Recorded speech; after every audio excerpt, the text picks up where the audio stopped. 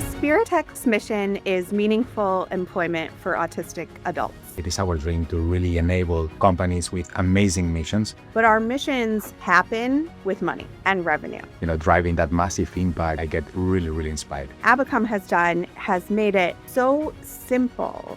The success of our business is in that information. That's the everything, the real impact it's having in people's lives. We are a data platform purpose-built for business planning. AI is going to make your organization more efficient, smarter, faster, more innovative. The word that came to mind was transformational. But at the end of the day, you're not going to learn what's possible until you just do it.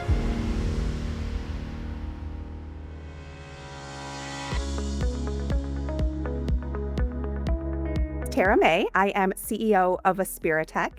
We are a US-based tech company that employs a team of 90% autistic adults to do a variety of tech services. And we are also Abacum customers. I'm Julio Martínez. I'm the CEO and co-founder of Abacum. We are the leading financial planning and analysis platform for companies in the mid-market.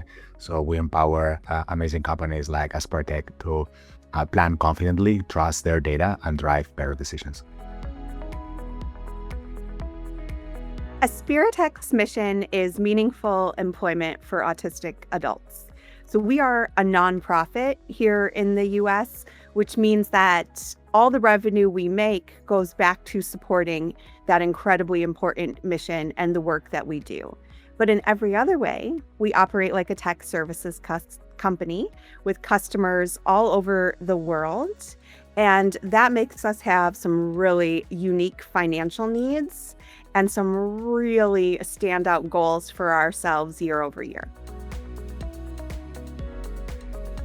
But our missions happen with money and revenue. And for many nonprofits, that looks like donations or state and federal funding. And we've actually created a really unique situation for ourselves where our destiny and our mission is fulfilled through client revenue, which really means that we have a lot of ownership over our own future, but it also means we have a significant amount of financial planning to do. And as a nonprofit, we owe a significant amount of transparency to our stakeholders, our donors, our governance, and our community at large. So it's a really interesting line to walk and one that Abacum has really helped us figure out.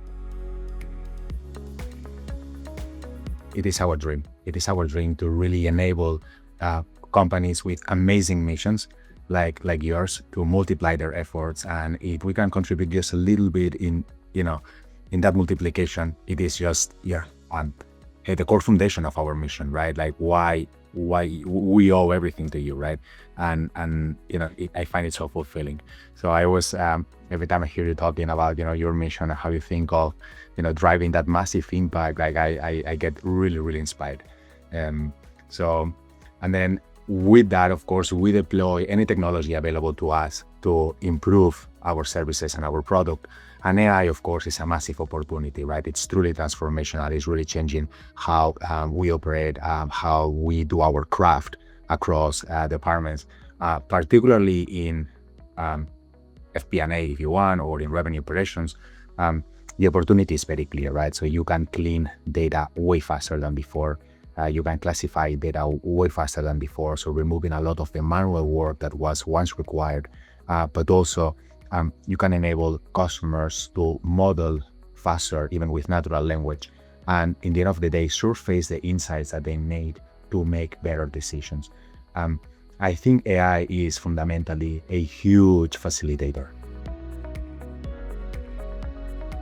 Abacum has made it so simple to look at and understand all of the financial metrics at your organization, that everyone in every department can have a new level of transparency and insight, but also data in which to plan their year, plan their 5-year trajectory, plan their next week or month in some cases.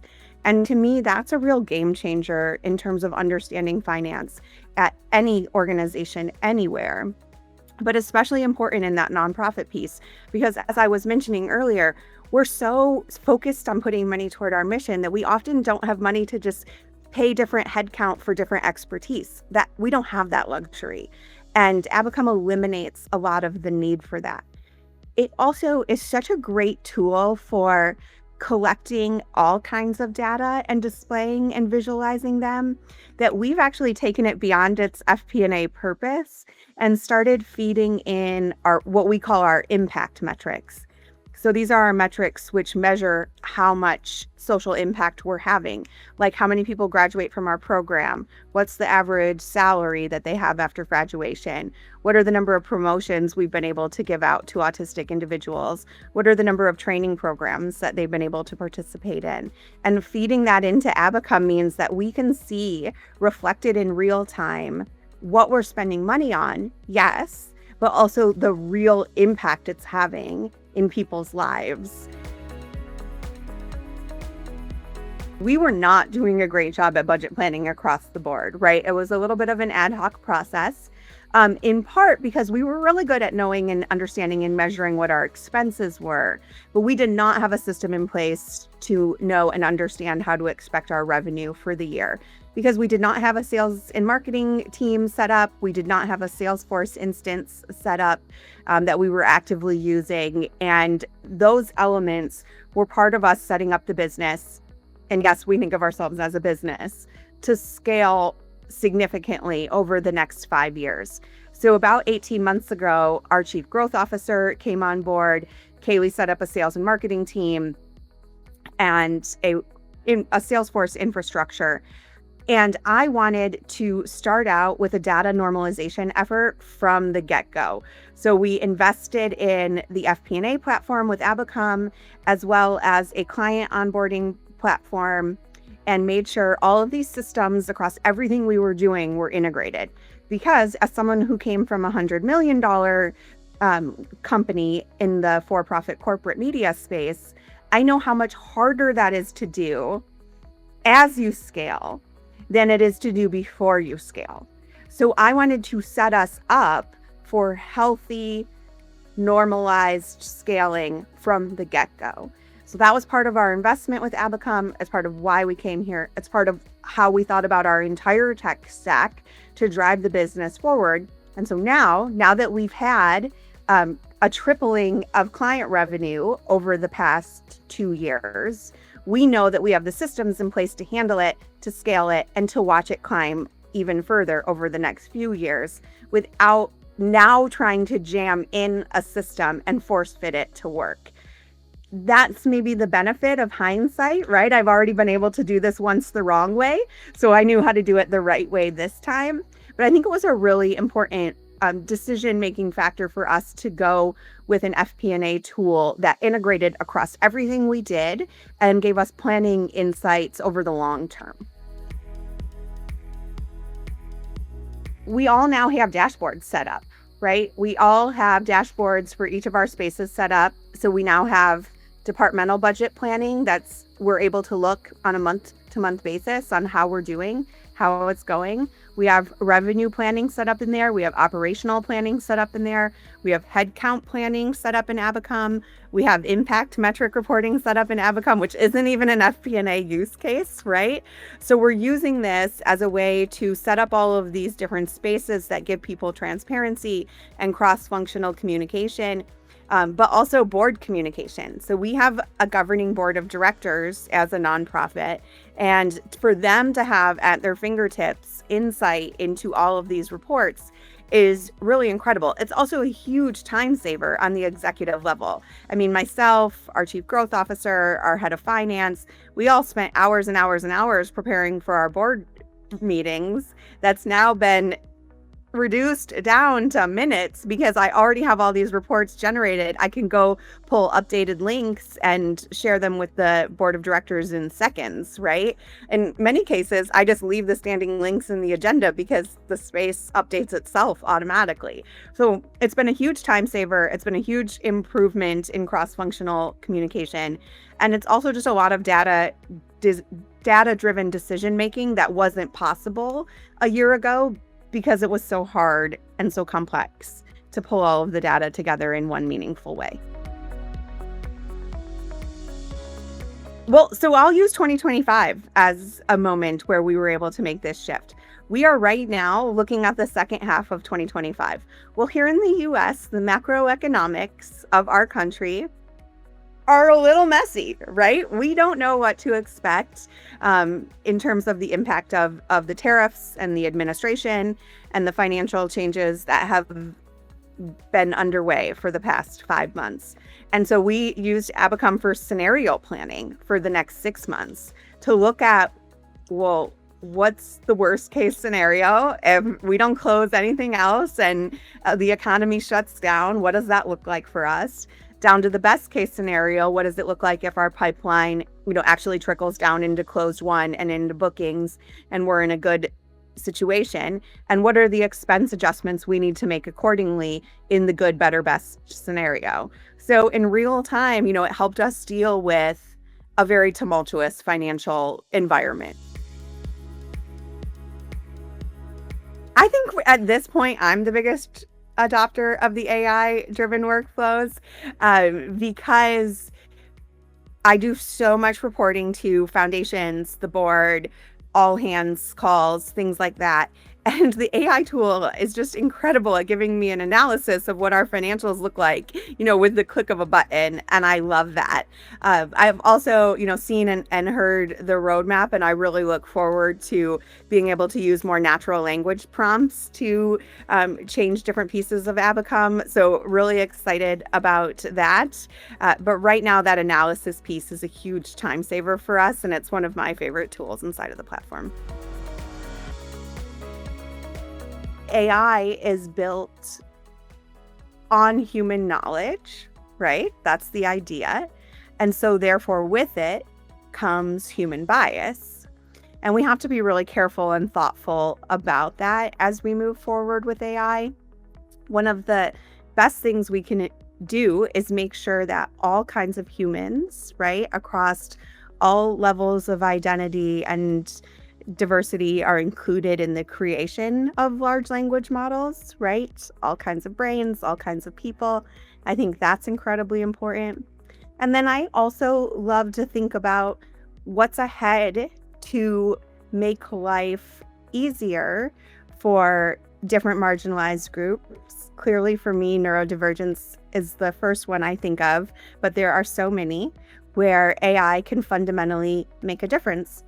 So great example, many times autistic people struggle with reading facial emotions, tones, etc. in social situations. Well, AI during a meeting can in real time help you read and understand the body language, facial expressions, and tone of the people that you're meeting and talking with and cue you up for it. Right? So they can say, well, this person sounds really excited.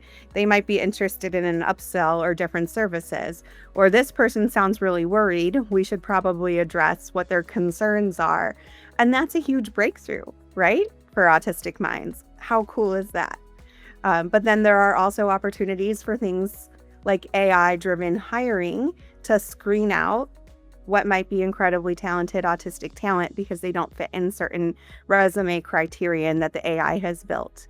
So right off the top of my head, right, I'm able to think of one really powerful, amazing way AI can make a difference, and one way that worries me a little bit about the way AI filters and receives information.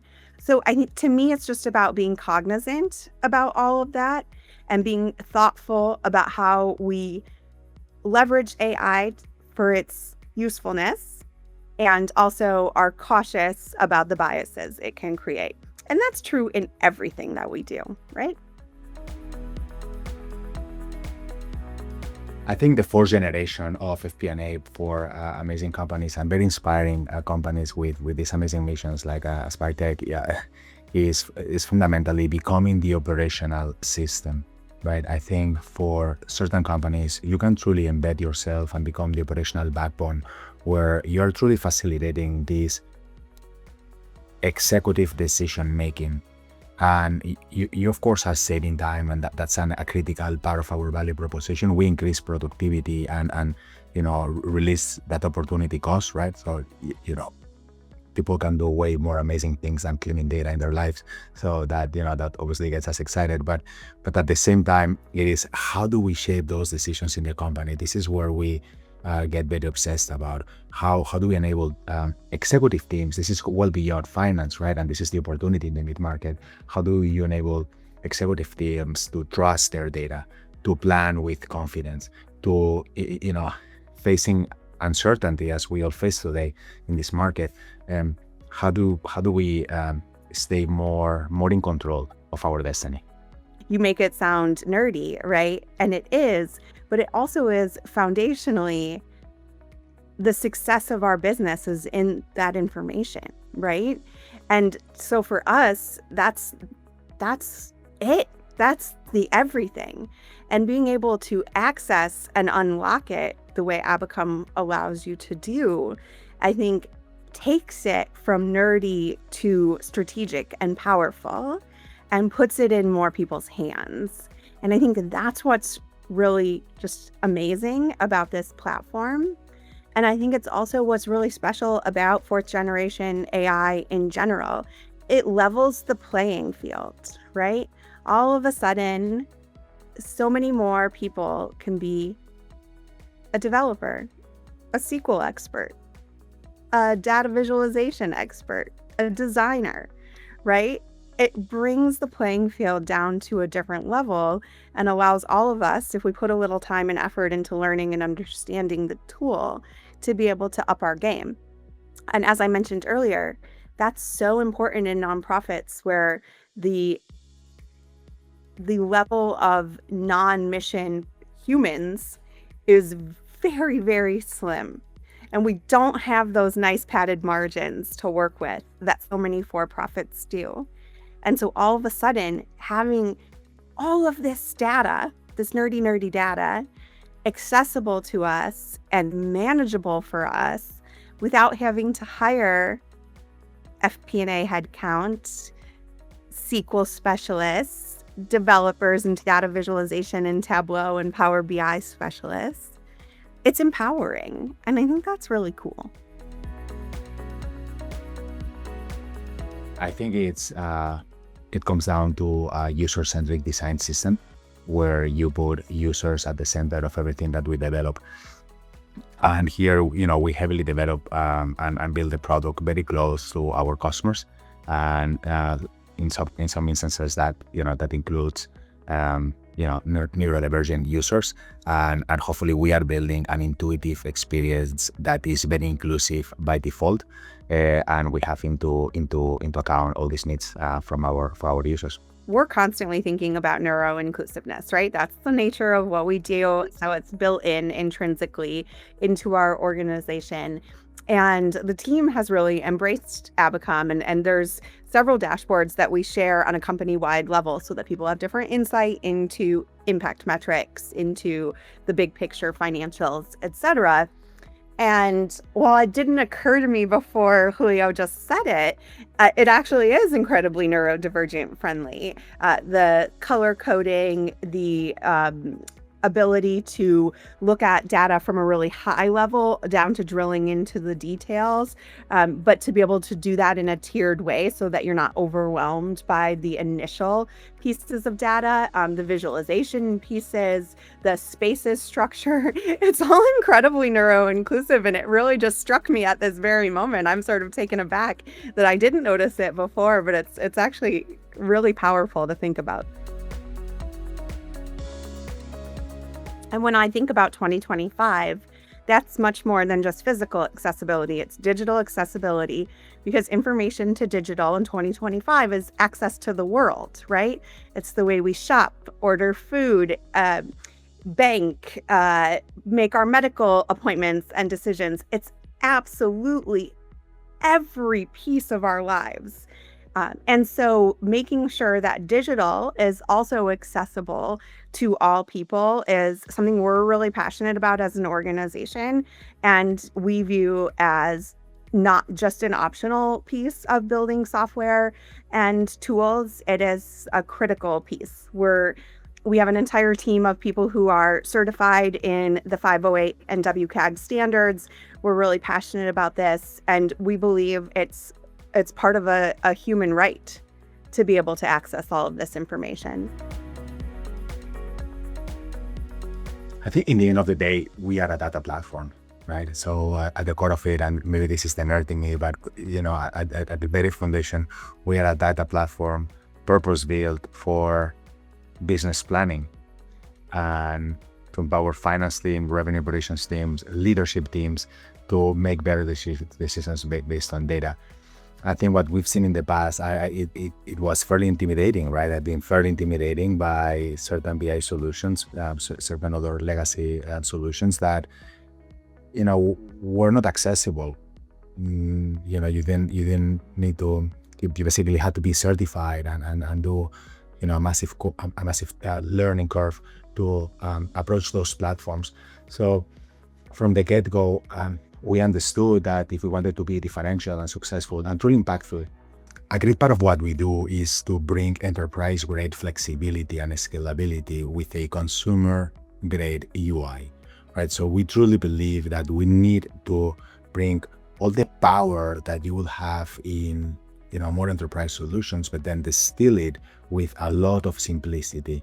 And I think the way you need to approach these products these days for companies in the mid-market is, with a consumer mindset that is truly approachable, that is a no-brainer to use, that is really, really accessible. And those are the design principles that we've had from the beginning. We've been very fortunate to work with, continue working with an amazing design team that is making it very easy and obviously working hand in hand with users. And this is the key, right? The customer obsession to make it happen. Just do it, right? AI is going to make your organization more efficient, smarter, faster, more innovative. You have to do it carefully and thoughtfully and with security in mind. But at the end of the day, you're not going to learn what's possible until you just do it. Not much to add, actually. Jump into it. So I'll say for us, it's empowering.